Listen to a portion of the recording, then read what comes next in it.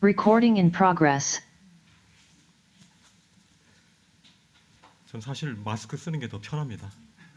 마스크 쓰는 게 더 멋있어 보이더라고요. 밑에 쪽이 좀 약해서. 떡국 드셨어요? 떡국에 뜨거운 떡국을 먹으면서 이제 한 살이 더 먹는구나라는 그런 생각이 들기도 합니다만, 여전히 제 마음은 이제 늙지 않는 것을 보게 됩니다. 그죠? 아직도 20대 청년의 그 마음이고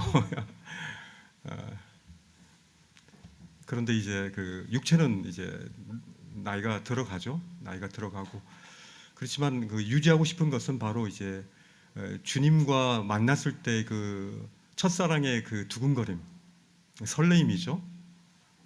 오늘 이제 신랑 신부 이제 이렇게 보면은 요즘 결혼식들 이렇게 보게 될 때 참 이렇게 아주 이렇게 설레요, 그죠? 막 설레이고, 저 긴장하는 그 모습 보고 실수하는 모습 보면 너무너무 재밌고, 여전히 우리는 주님의 이 몸된 교회, 신부인 이 교회 가운데서 우리가 주님을 만날 것들을 소망하는 그런 신부의 마음을 저희가 가졌다는 사실들을 잊으면 안 될 겁니다. 그래서 우리가 이 여정 가운데서 우리가 수요일 이렇게 비록 원격이지만 이렇게 원격에 모일 때도 우리가 그때도 마음 가운데 만나고 싶은 그런 설레임이 있어야 되고요. 또 주일 가운데에도 이렇게 비록 제한은 있지만은 이렇게 만나서 이렇게 인사하고, 이게 굉장히 큰 거거든요. 한 가족으로서 우리가 원격으로만 만날 수는 없잖아요, 그죠? 부부가 원격으로만 이게 산다면은 이거 얼마나 끔찍한 일입니까, 그죠? 원격 부부. 그러나 주말 부부라도 되니까 그래도 되지만, 만나지 못할 거면은 결혼하는 것에 별로 의미가 없지 않습니까? 우리가 이렇게 어려운 시국인데, 아까 사회자 형제님이 말씀했듯이 정말 잘 견디셨고, 올해도 잘 견디신 이제 누적이 돼서 이제 경력이 생기니까 이제 지혜가 생기실 것 같다는 생각이 듭니다. 그래서 잘 하실 거라 생각이 들고, 오늘은요 에베소서 말씀을 통해서 하나님이 우리 가운데 주시는 이 풍성한 능력, 풍성한 이 유업들, 기업들, 그리고 이것들에 대한 또 하나님이 주신 그 자원을 우리가 얼마나 알고 있는가, 그리고 이 자원들을 알아야지 우리가 쓸 수 있잖아요. 제가 저희 집에 창고를 하나 지었어요. 네, 저희가 이렇게 한 몇 달 걸린 것 같아요. 뭐 아이들하고 같이 막 세면 막 날라가지고 바닥에 붓고 조그만 창고를 하나 지었는데, 그 창고가 이제 처음엔 깨끗했습니다. 그래서 어디에 뭐가 있는지 이제 명확하게 알 수 있었어요. 근데 얘가 한 1년, 2년 지나다 보니까 이제 막 물건들이 제가 좀 이렇게 잘 주워오거든요. 괜찮다 싶은 것들 이렇게 주워오고 막 거기다 집어넣으니까 어떤 현상이 생기냐면은 없다라고 여기게 되는 거예요. 없다. 근데 실제로는 있거든요. 예를 들어서 가스 있잖아요. 가스 뭡니까? 가스 통이라 그러나요? 그게 이제 한 4개, 5개로 된 게 있는데, 그게 있는데 없다라고 여기고 다시 슈퍼마켓에서 다시 사오는 거예요. 그죠? 그리고 페인트도 있는데 없다라고 여기고 봤는데 안 보이는 거예요. 가시적으로 안 보여요. 어디 다른 물건에 가려져 있는 거죠. 그러다 보니까 다시 페인트를 또 사는 일들이 막 생기는 겁니다. 이 주님 안에서 우리 주님께서 저희 가운데 풍성하게 베풀어 주신 그 자원들, 풍성한 그 기업들이 있는데도 불구하고 우리는 다시 그것을 구하는 그런 오류들을 이렇게 범하곤 합니다. 그렇지 않습니까? 이미 주님이 주셨는데. 그래서 그것을 그냥 아름다운 색깔을 칠할 때 사용하면 되고, 그리고 불을 떼는데 그것을 바로 넣어서 불을 지피면 되는 건데, 그것을 또 이제 사와야 되고, 또 그것을 추구해야 되고, 그 지식과 그 경험들을 얻기 위해서 다시금 이제 구하는 데 에너지를 써버리는, 그걸 사용하는 데 쓰는 에너지가 아니라 그것을 다시 구하는 그런 이제 약간 비효율적이고 비능률적이고 하나님 기뻐하지 않는 그런 이제 루틴을 이제 저희가 반복하는 그런 생활들이 되곤 합니다. 과연 하나님께서 우리 가운데 무엇을 주셨습니까? 에베소서 1장부터 쭉 지난주 시간에 말씀을 했죠. 오늘 말씀하면서 이제 할 텐데 오늘 12절입니다. 12절 같이 한번 읽겠습니다. 12절, 13절, 14절을 같이 이렇게 봉독하겠습니다. 같이 이렇게 읽겠습니다. 시작. 이는 우리가 그리스도 안에서 전부터 바라던 그의 영광의 찬송이 되게 하려 하심이라. 그 안에서 너희도 진리의 말씀 곧 너희의 구원의 복음을 듣고 그 안에서 또한 믿어 약속의 성령으로 인치심을 받았으니 이는 우리 기업의 보증이 되사 그 얻은 것을 속량하시고 그의 영광을 찬송하게 하려 하심이라. 이 말씀의 요지가 뭡니까? 우리가 그의 영광의 찬송이 되게 하기 위해서 그리스도 안에서 우리를 부르셨다는 거예요. 그죠? 우리가 하나님의 영광의 찬송이 되는 생애, 이것이 우리가 바라는 거 아닙니까? 우리 삶이 하나님의 찬송의 그 향기가 되기를, 우리 자신이 정말 부어지고 태워져 가지고 정말 꽝 터져서 빨리 주님 나라 갔으면 좋겠다는 생각도 가끔 들잖아요. 그죠?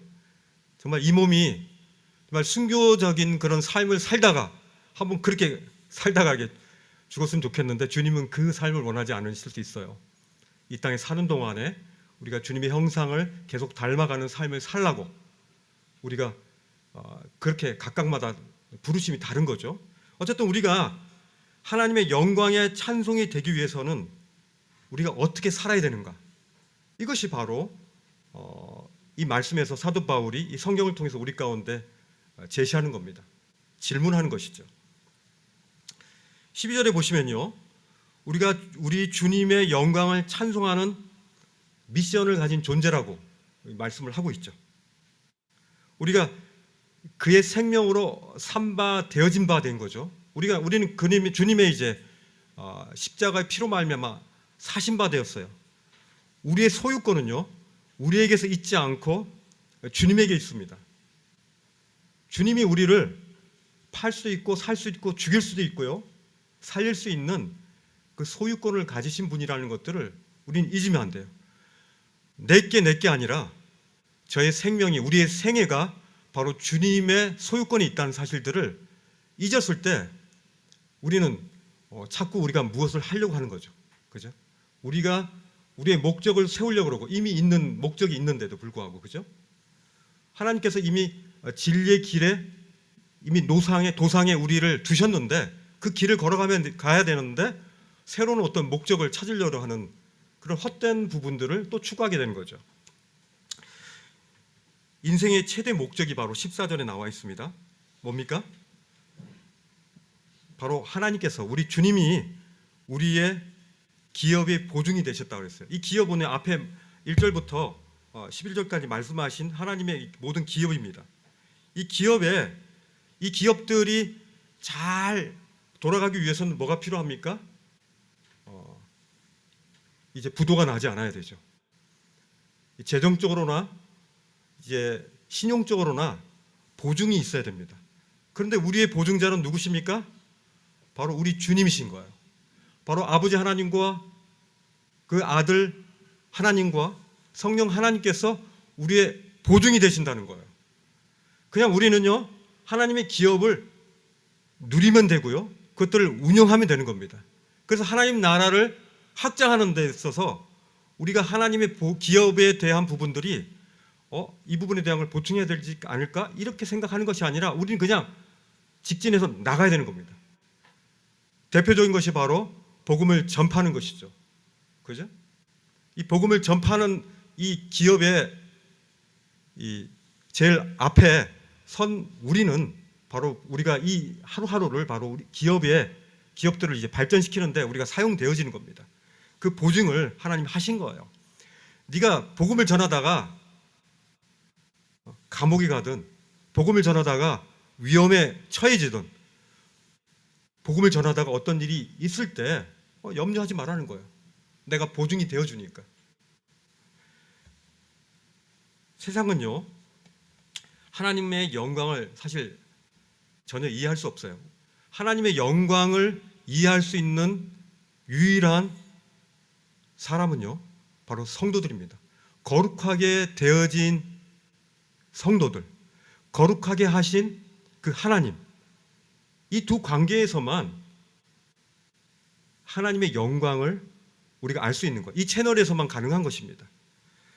그렇기 때문에 우리의 최대의 임무이자 우리 생의 가장 큰 목적인 하나님을 찬양하는 일을 방해하는 것이 바로 이 세상 사탄 마귀의 가장 큰 일이겠죠. 우리가 하나님을 찬양하지 못하도록 하는 것이 사탄 마귀의 가장 큰 임무란 얘기예요. 마스크를 쓰니까 찬양할 때 굉장히 불편하죠. 저는 답답해 죽겠어요. 가뜩이나 제가 크게 찬양해야지 이게 뭐 저도 이렇게 들으면서 신이 나는데 이 막히니까 이게 소리가 잘 안 들리니까, 제 귀에 안 들리니까 굉장히 이게 답답한 마음이 있어요. 그렇다고 마스크를 벗으면 더 찬양합니까? 마스크를 쓰나 마스크를 벗으나 주님을 찬양하는 그 시간과 그 에너지는요 거의 비슷한 겁니다. 우리가 마스크를 벗으면 더 많이 찬양한다라고 얘기할 필요는 없을 것 같아요. 집에서도 하실 수 있잖아요, 그죠? 우리의 삶이요, 하나님을 찬양하기 위해서는요, 우리 하나님을 찬양해야 되겠다라는 그런 결심을 해야 됩니다. 시간을 내셔야 돼요. 아니면은 그것이 정말 습관이 되어져 가지고 삶 속에 그냥 흥얼거리시면 됩니다. 그러지 않은 분들은 그런 습관이 되기까지 뭔가가 점프하는 그 힘이 필요하겠죠. 이사야 43장 21절에 보면요, 이 백성은 내가 나를 위하여 지었나니, 나를 찬송하기 위해서 내가 지었다고 했습니다. 우리의 가장 큰 미션은요, 이 교회가 행해야 될, 이 교회의 지체들이 우리가 행해야 될 가장 큰 미션은요, 바로 하나님을 찬양하는 것입니다. 그것이 목소리로, 악기로, 우리의 삶의 모습으로, 다른 사람들에게 착한 선한 행위로 우리가 하나님을 찬양할 수 있는 것입니다. 이 찬양의 다양한 모습들을 우리는 이 삶 속에서 배울 수 있는 거죠. 이 하나님을 찬양하는 것은 하나님을 영화롭게 하는 거잖아요. 이 하나님을 영화롭게 하는 것은요, 선택을 잘해야 된다고 생각합니다. 우린 하루에도요, 굉장히 여러 번의 선택의 순간이 와요. 이때 하나님을 영화롭게 할 것이냐, 이것이 하나님을 찬양하는 그 행동이냐, 판단이냐를 우리는 선택하게 됩니다. 하루에도 많아요. 심지어 그 아이들까지도 내가 지금 이거, 또 주부들도 있죠. 내가 지금 이곳에 들어가서 이 인터넷을 지금 봐야 되느냐 말아야 되느냐, 이것부터 시작해서요, 이 상품을 내가 사야 되느냐 말아야 되느냐, 내가 이 일을 지금 행해야 되느냐 말아야 되느냐부터 시작해가지고요, 하나님께 이 영광이 되느냐 안 되느냐에 대한 그 일의 판단을 하기가 참 쉽지가 않습니다. 과연 예수님이라면 과연 이 일을 하실까? 과연 예수님이라면 이런 상황에서 과연 이것들을 하실까? 아니면 내가 그것이 아니라면, 이것이 유혹이 아니라면 이 과감하게, 용감하게 진격을 해나가는 이런 모습들로 우리의 삶이 이렇게 바뀌어지겠죠. 우리는요, 하나님을 영화롭게 하기 위해서는 그분의 소리를 들을 수 있어야 돼요. 하나님 말씀을 들을 수 있어야 돼요. 아침마다 우리가 하나님 말씀을 보지 않습니까? 하나님의 신선한 그 냄새가 나는 이 하나님의 말씀을 우리가 먹지 않으면요, 우리는요, 우리 육체가 이게 약해지는 것처럼 우리 영적인 건강이 약해집니다. 그렇기 때문에 하나님을 영화롭게 하는 것은요, 하나님의 그 의도를 파악할 수 있는 그 말씀을 듣는 데서부터 온다고 저는 여겨집니다. 그렇지 않습니까? 올해도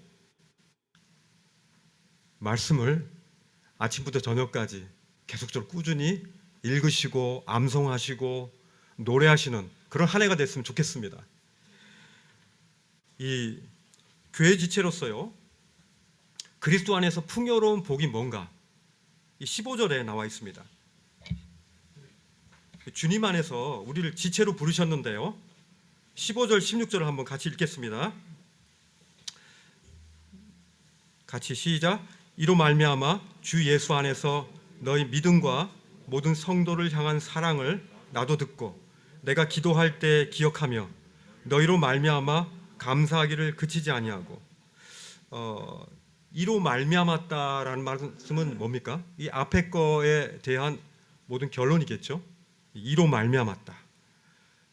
이 그리스도 안에서요, 우리가 이 구원의 선물을 받은 겁니다. 그 구원의 선물들이에요.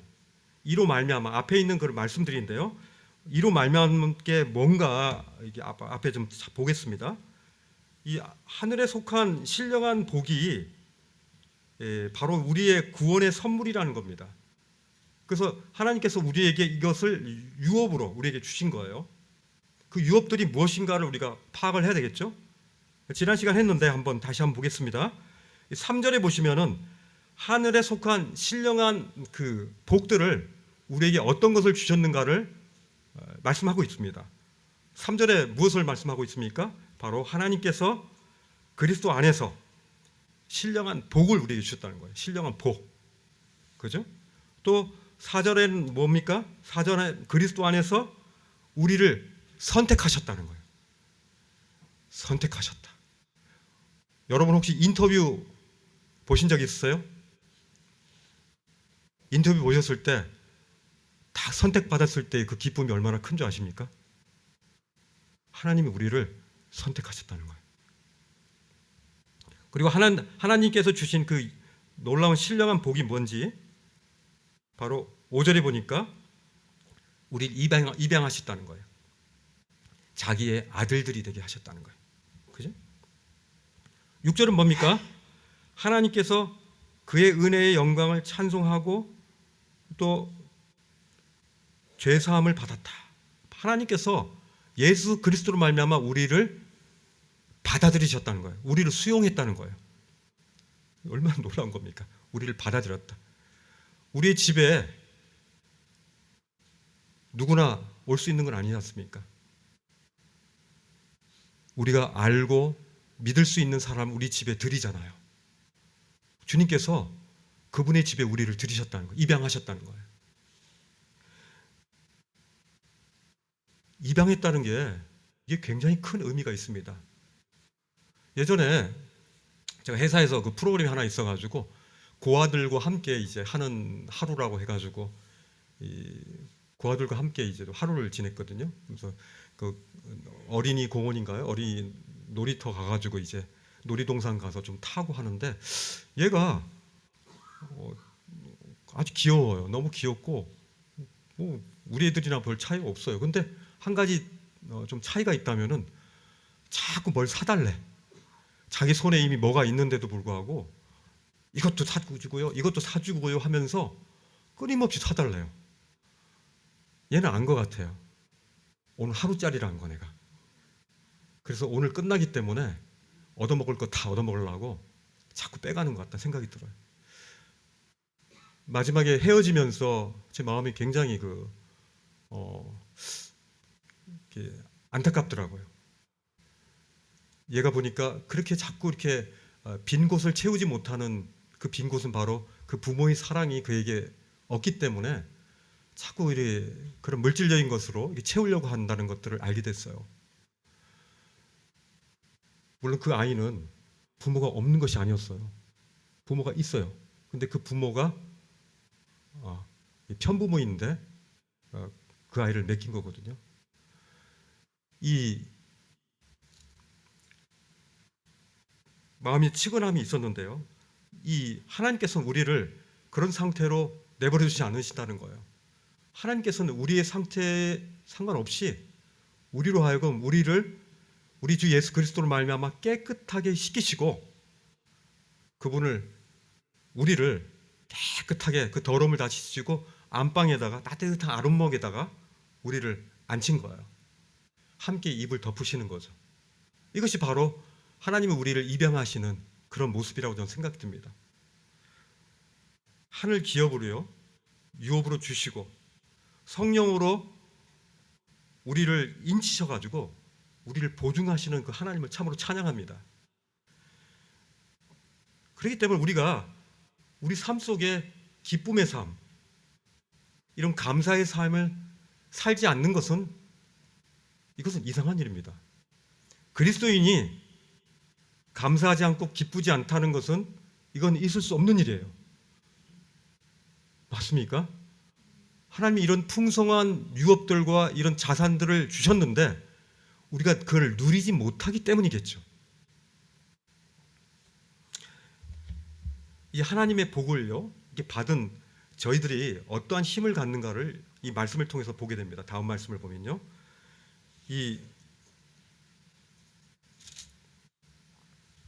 이로 말미암아 주 예수 안에서 너희 믿음과 모든 성도를 향한 사랑을 나도 들었다 그랬어요.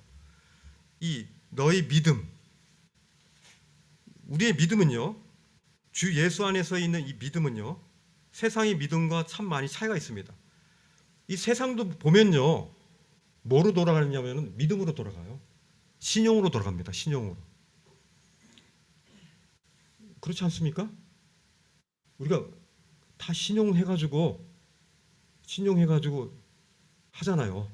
그죠? 신용해서 물질이라든지 또 신용을 해서 그 사람이 나에게 와주고 이런 모든 신용의 사회로 이 세상은 돌아가요. 얼마나 그것에 대해서 사실에 근거해서 그것을 믿느냐에 따라서 다르겠죠. 이 세상과 우리가 그리스도를 믿는 이 믿음과의 차이는 무슨 차이가 있습니까? 이 세상의 믿음과 그리스도 안에 있는 우리의 믿음의 차이는 뭐냐 이거예요. 차별점이 어떤 것입니까? 생각해 보신 적 있어요? 며칠 전에 이 말씀을 준비하면서 나의 믿음은 과연 세상과 무슨 차이가 있나를 좀 생각해 봤습니다. 가만히 생각해 보니까 이 주님이 빠져 있는 상태에서의 나의 믿음을 생각하면 이 세상의 믿음이더라고요. 비슷해요. 세상의 믿음은요, 목적이 하나입니다. 자기 자신이에요.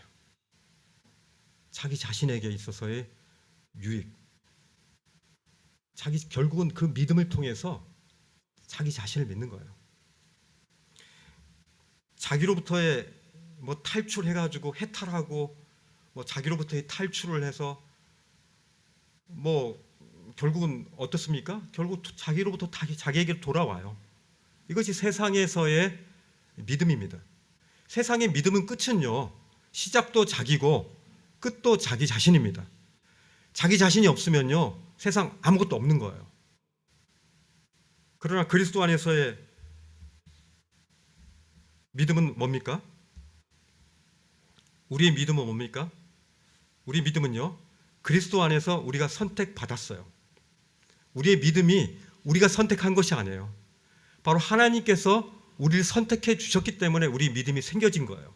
우리가 구원받은 것 자체도 우리가 잘나서 똑똑해서 아주 죄의식이 많아가지고 구원받았다고 생각하십니까? 전혀 그렇지 않습니다. 하나님께서 우리를 선택하시고 성령으로 말미암아 우리로 하여금 해결치 않으면 견딜 수 없는 그런 마음의 이 회개함의 고통을 우리 가운데 주셨기 때문에 그 목마름과 그 곰핍함이 우리로 하여금 주님의 복음을 필요로 했던 것입니다. 그렇지 않습니까? 우리의 믿음 자체도요, 우리로부터 시작하지 않았다는 거예요. 바로 주님으로부터 시작된 거죠. 그리고 내 자아가요, 성경에서는요, 십자가에 못 박혀 죽었다라고 되어 있습니다. 아멘이십니까? 세상의 믿음과 완전히 달라요. 이 믿음은 나로부터 시작된 것이 아니라 온전히 하나님으로부터 온 믿음이에요. 그리고 내 자아는 이미 죽은 거예요. 이전 것은 지나가고 보라 새 것이 되었도다. 여러분들이 아침에 거울을 볼 때마다 보라 새 것이 되었도다. 이전 것은 지나갔으니 하면서 여러분들은 여러분 자신의 얼굴을 보면서 환성을 질러야 됩니다. 그죠? 충분히 그럴 수 있죠? 성경이 말씀하니까. 이전 것은 지나갔으니 보라 새 것이 되었도다. 새 것이 새 거. 그죠? 이젠 새로 태어난 하늘나라의 신분으로서 거듭난 생명을 가진 저희 자신은요, 이 세상에 그런 의미 없는 삶을 굳이 밟을 필요 없다는 겁니다. 여전히 사탄 마귀가 이 육체의 여정 속에서 함께 존재해요. 그죠? 근데 우리의 마음을 막 혼돈하게 할 때가 있죠? 많잖아요. 없어요? 얘 때문에 많이 그러잖아요.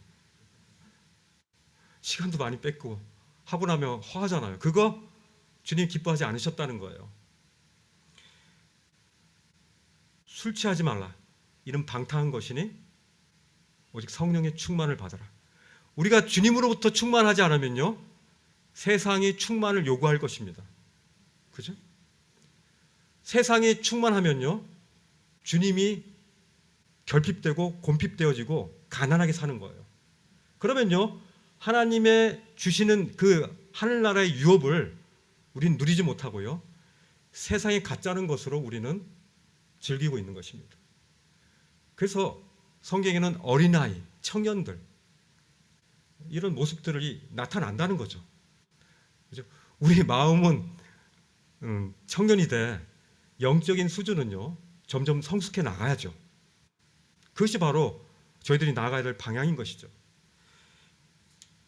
우리 때때로 헷갈릴 때가 있어요. 돈을 벌 때요, 이거 내 자신을 위해서 돈을 버는 거야? 이거 주님을 위해서 돈 버는 거야? 또 결혼할 때도 저는 그랬어요. 저는 그랬는데 내가 우리 주님보다 우리 자매를 더 사랑하는 거 아니야? 막 의심하고 막. 우리는요 이런 순수한 이런 의심을 가질 필요도 있어요. 우리가 하고 있는 정당한 것조차도 이 주님의 영광을 드러내기 위한 이 도상에 있는지 없는지, 이 길이 맞는지 아닌지에 대한 분별력을 가질 필요가 있다 이거예요. 그죠? 세상을 분별해야 돼요. 세상에서는 분별하지 않는 삶은요, 우리로 하여금 분별하지 않으면 교만한 거예요. 우리가 분별하지 않는 삶은요, 이전에 나에게 다가왔던 하나님이 주신 그 경험과 이전의 그 말씀을 가지고 오늘을 살아가려고 그러면요, 그거 이기기 힘들어요. 우리는 갓 지어낸 막 지글지글 끓은 그런 찌개와 갓 지글지글 구워낸 그 고기, 빵 이것들을 먹어야 우리가 힘이 나는 거지, 예전에 먹었던 그 음식을 가지고 그 추억을 되새기면서 오늘을 살아갈 수 없다는 말입니다. 그렇지 않습니까? 때때로요, 내 자아의 욕구를 만족시키는 것 같은 그런 착각을 일으키기도 하고요. 그러면서 차츰 교회와 성도들의 교제 속에서 점점 벗어나면서 자신의 노선을 가지고 자신이 괜찮다라고 하는 어떤 신앙의 노선을 가질 때가 있어요. 교회와 함께 해야 됩니다. 왜냐하면 주님은 이 교회의 몸을 통해서, 지체를 통해서 서로가 약하고 그런 것들을 서로 보충하기 때문이에요. 우린 절대로요 혼자 설 수 없습니다. 주님은요 이 땅 가운데 그러면 교회를 만들지 않으셨을 거예요. 오순절날 성령께서 오심을 알려면 교회의 시대를 여시지 않으셨을 거예요. 왜 주님께서 가시자마자 이 교회 시대를 여시고 교회를 통해서 성도들이 함께 하기를 원하셨던 것 같아요? 우리는 함께 해야 되기 때문에, 우리가 주님과 함께 연합한 것처럼 다른 성도들과 함께 연합해야 되기 때문에, 그래서 이 믿음으로 말미암아 이 믿음을 가진 사람들은요 다른 성도들을 사랑할 수 있는 거예요. 이 말씀에 보시면요, 너희 믿음과 이 믿음을 가지고 모든 성도들을 향한 사랑을 내가 들었다는 거예요. 이 에베소 교회가 바로 이런 믿음을 가졌기 때문에 모든 성도를 향해서 사랑을 한 거예요. 그 소식을 사도 바울이 들은 거죠. 우리가 사랑할 수 있는 그 힘은 뭡니까? 바로 믿음입니다. 바로 하나님으로부터 오는 그 믿음, 하나님과 나와의 그 믿음, 하나님이 우리 가운데 주신 그 풍성한 그 복을 우리에게 주셨다는 그 믿음, 그 믿음으로 우리가 그것들을 하나씩 하나씩 꺼내서 사용할 수 있는 겁니다.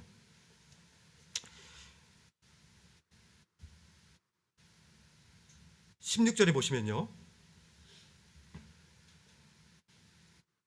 같이 읽겠습니다. 내가 기도할 때 기억하며 너희로 말미암아 감사하기를 그치지 아니하고. 또 17절 18절 같이 읽을까요? 우리 주 예수 그리스도의 하나님 영광의 아버지께서 지혜와 계시의 영을 너에게 주사 하나님을 알게 하시고 너의 마음의 눈을 밝히사 그의 부르심의 소망이 무엇이며 성도 안에서 기업의 영광이 풍성이 무엇이며. 이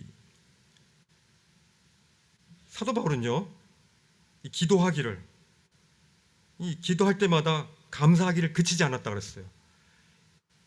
이 성도들 향해서 저 성도로 인해서 너무 감사가 되는 거예요. 저 성도가 무엇을 해서가 아니라 그 형제 자매님이 존재하는 것 자체가 우리 가운데 감사가 되는 것이죠. 그 지체가 있음으로 말미암아 우리 가운데 감사함이 넘치는 것이죠. 바로 이런 기도가 우리 가운데 필요한 것입니다. 그리고요, 우리 가운데 이 지혜와 계시의 영을 우리에게 주셔서 우리의 눈을 이렇게 마음의 눈, 우리의 마음의 눈을 밝히게 뜨게 하셔가지고 그의 부르심의 소망이 무엇인지를 알고 또 성도 안에서 주님의 그 기업의 영광의 풍성함이 무엇인지를 우리의 눈을 밝혀서 알게 해달라고 이렇게 기도하고 있습니다. 만일 성도들이요, 하늘의 소망의 가치를 알 수 있는 지혜가 없으면 어떻게 됩니까? 그 지혜가 없으면요, 우리 하늘나라의 이 소망의 가치를 알 수가 없어요. 이 지혜를 달라고 우리는 기도하는 거예요. 그죠? 그리고 하나님으로부터 받은 이 기업의 가치를 인지할 수 있도록 하는 그 하나님의 그 계시가 없다면요, 이 저의 삶은요, 방향성을 잃어버릴 거예요. 그죠? 이거 굉장히 중요합니다. 우리의 눈을 밝혀달라고 우린 이 기도가 필요합니다. 올해는요, 이런 영적인 이런 통찰력을 하나님께서 달라고 우린 기도해야 될 겁니다. 하나님, 저희가 이 우리의 마음의 눈을 밝혀서요, 주님의 우리를 향한 그 부르심의 소망이 뭔지 알 수 있도록 하나님 인도해 주세요. 그리고 성도 안에서 그 기업의 영광의 그 풍성함이, 주님의 그 기업의 풍성함이 얼마나 놀라운 것인가를 우리의 눈을 밝혀서 알 수 있도록 도와주세요. 이렇게 성령님께 기도하는 거예요. 올해 기도 제목이 아니지 않습니까, 이거? 이 신약 성경에서요, 이런 부르심에 대한 부분들이 여러 교회들을 향해서 성경이 써진 게 있어요. 이 신약 성경은요, 하나님께서 예수 그리스도께서 구원받은 성도들을 부르신다는 이 증언들이 굉장히 많단 말입니다. 로마서 1장 6절을 한번 보실래요? 로마서 1장 6절에도요, 이런 말씀이 있습니다.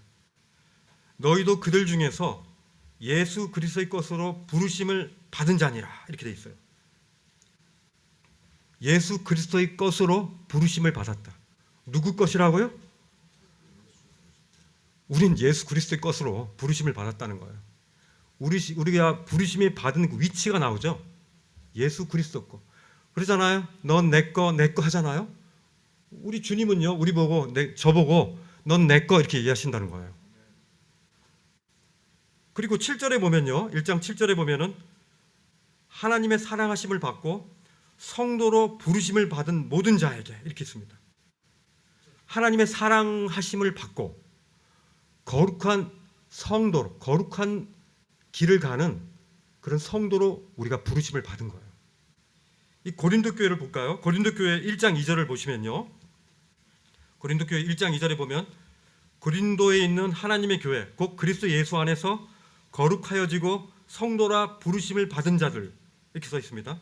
그리고 또 각처에서 우리의 주 곧 그들과 우리의 주 되신 예수 그리스도의 이름을 부르는 모든 자들에게 이렇게 써 있습니다. 그리고 고린도전서 1장 26절에 보면요, 형제들아 너희를 부르심을 보라 그랬어요. 하나님께서 우리를 부르신 그 부르심을 보라는 거예요. 여러분들 향한 부르심이 어떤 부르심입니까? 여러분들이 현장에서의 여러분들의 부르심, 그 부르심을 우리가 볼 때 우리가 그 의미가 있는 거죠. 그죠? 내가 지금 막 야근을 해요. 야근하면서 막 그냥 딴 사람들 다 갔는데 나 혼자 일이 너무 많아. 그래가지고 막 입에서는 막 으쌰 막 시읒자가 막 나올라 그래. 그런데도 불구하고 하나님의 부르심을 보는 거예요. 난 지금 뭐 하고 있는 거지? 나는 하나님의 부르심 가운데 내가 지금 이 현장에 있지 않는가? 내가 이곳이 거룩한 땅이라는 것들을 내가 알게 될 때 어떻습니까? 나는 그 현장에서 불평불만이 아니라 하나님께 찬양 드릴 수 있는 거예요. 우리는요, 불평불만을 하나님의 찬양으로 전환시킬 수 있는 것은요, 하나님의 부르심의 그 의미들을 그 순간 알게 될 때 우린 그렇다는 거예요. 그죠? 여러분들 부르심의 그 소망을 현장에서 발견하는 한 해가 됐으면 좋겠습니다. 또 27절에 보면요, 26절에 보면은 고린도전서 1장 26절에 보면은 이런 말씀이 있어요. 형제들아 너희를 부르심을 보라 그러죠. 뭘 보라냐면 육체를 따라 지혜로운 자가 많지 아니하며 능한 자가 많지 아니하며 문벌 좋은 자가 많지 아니하도다.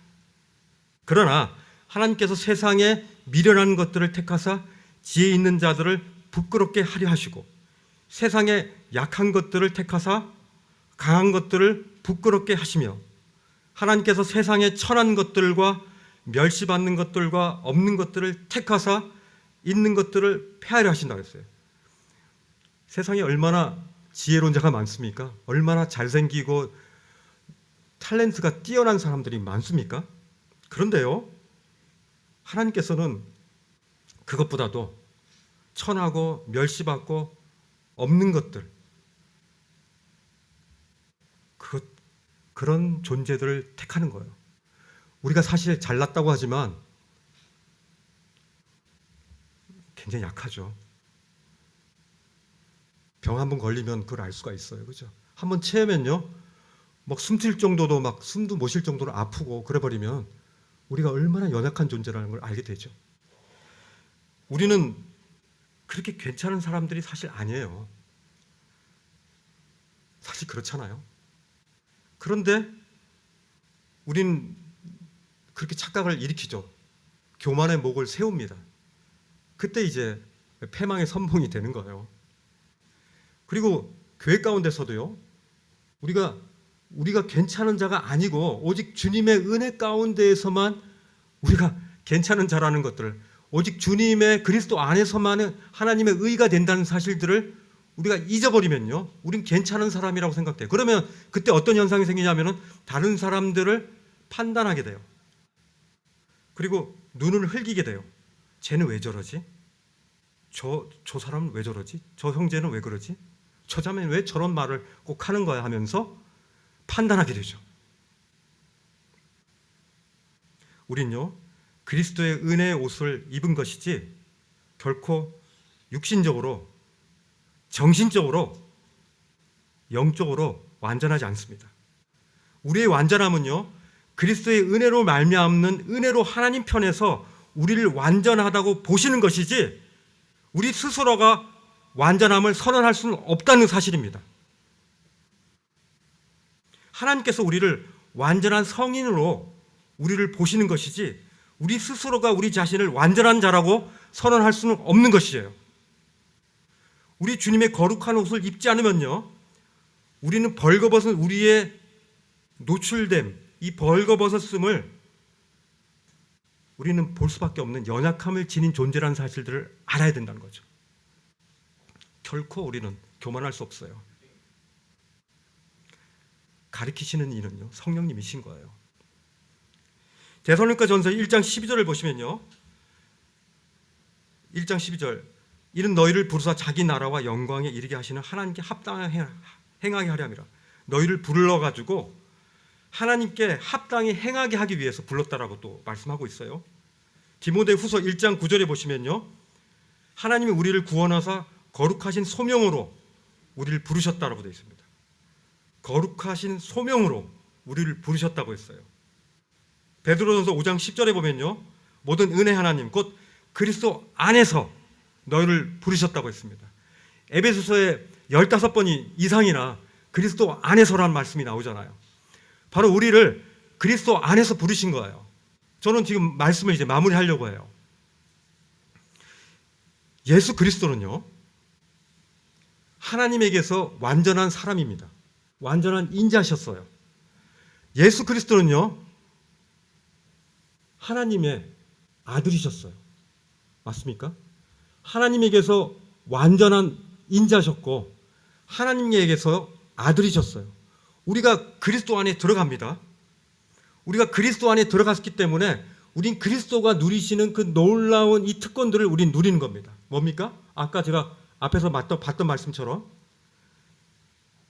이 요한복음 17장에 나와 있어요. 제가 시간이 없어서 다 말씀을 안 읽겠는데, 내가 아버지께 간다 그랬어요. 곧 내가 아버지께로 가노니 곧 너희 아버지께로 간다 그랬어요. 너희 아버지께로. 내 아버지인데 너희 아버지라는 얘기예요. 요한복음 17장에 쭉 나와 있는데 내 아버지가 너희 아버지가 된다는 거예요. 우리는요, 그리스도 안에서 하나님을 우리로 의인으로, 우리를 의로 보시는 거예요. 완전한 성인으로 우리를 보신다는 겁니다. 예수 그리스도를 보신 것처럼.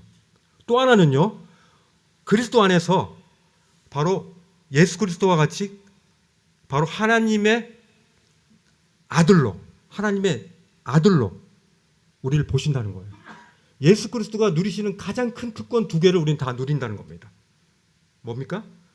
하나님 앞에서 완전한 자로 하나님이 여기신다는 거예요, 우리를. 그리고 그리스도 안에서 바로 하나님께서 우리를 하나님의 자녀로 우리를 부르신다는 거예요. 이것은요, 다른 그 무슨 특권보다도 가장 큰 거예요. 자녀의 특권이 가장 큰 거 아닙니까? 어떤 라이센스, 어떤 스펙, 이것보다도 아들이야. 그럼 그 유산을 그냥 물려받는 거 아닙니까? 우린 그런 예수 그리스도가 물려받으시고 가지시는 그 놀라운 아들의 특권과 하나님 앞에서의 그 완전한 인자로서의 그 특권을 우린 그리스도 안에서 누리는 겁니다. 이것이 바로 에베소 1장에서 말씀하시는 하나님의 놀라운 풍성한 그 복을 받은 가장 핵심이 요소인 것이죠. 기도하겠습니다. 하나님 감사합니다. 주님께서 친히 참 인간들을 부르셨고 저희들을 또 구원시키시고 또 주님의 신부인 이 몸된 교회 가운데 저희를 부르셨습니다. 주님, 저희가 하나님의 이 놀라운 복을 우리가 더 알 수 있도록 하여 주시고 하나님의 놀라운 이 기업을 유업으로 이어받은 저희가 얼마나 큰 유업들을 이어받았는지를 참 주님께서 말씀해 주시니 감사드립니다. 우리가 그리스도 안에서 우리 그리스도께서 가지신 가장 큰 특권인 하나님 안에서의 그 하나님에게서의 완전한 자로 여기심을 받고 또 그리스도 안에서 하나님의 아들로 여기심을 우리가 그리스도 안에서 이 놀라운 특권을 받을 수 있음에 대해서 감사드립니다. 이 놀라운 풍성한 그 은혜들을 우리가 잘 누리는 한 해가 될 수 있도록 하나님 인도하여 주옵소서. 예수 그리스도 이름으로 기도했습니다. 예, 수고하셨습니다.